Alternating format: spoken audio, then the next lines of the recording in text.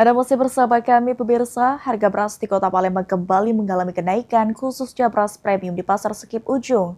Kenaikan ini dikeluhkan warga dan pedagang karena menambah beban pengeluaran sehari-hari.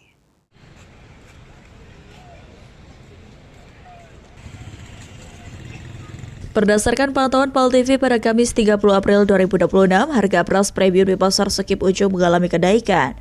Kondisi ini membuat pedagang dan warga harus mengeluarkan biaya lebih dari biasanya. Salah satu pedagang sembako Diana mengatakan harga beras mulai naik sejak 2 minggu terakhir. Untuk beras premium kemasan 5 kg naik Rp74.000 dari harga sebelumnya dibanderol Rp72.000. Sedangkan harga per kilogram kini menjadi Rp16.000 dari sebelumnya Rp15.500. Kenaikan harga beras juga berdampak pada komoditas tepung beras yang sebelumnya dibanderol Rp120.000 per dus 10 kg, kini naik menjadi Rp135.000. Patin, kokis, lancar, segala beras lah dek naik kalau.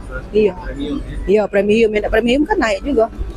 Segala beras naik per kilo, per karung naik 2.000, 4.000, 1.000. Tergantung besarnya kan, yang 20, 5, 10 dengan yang 20. Yang pink ya? Sejak kapan? Iya, pink. Sejak lah 2 minggu, sebulanan lah. Gak bisa jangan naik lah pemerintah tuh. Gak bisa standar lah beras, pokoknya yang bahan sembako lah. Ya sampai. Sementara itu, salah satu pembeli beras Indah mengaku kenaikan harga beras membuat modal usaha nasi uduk yang dijalankannya ikut meningkat. Bahkan ia harus menambah pengeluaran modal hingga 10% dari biasanya.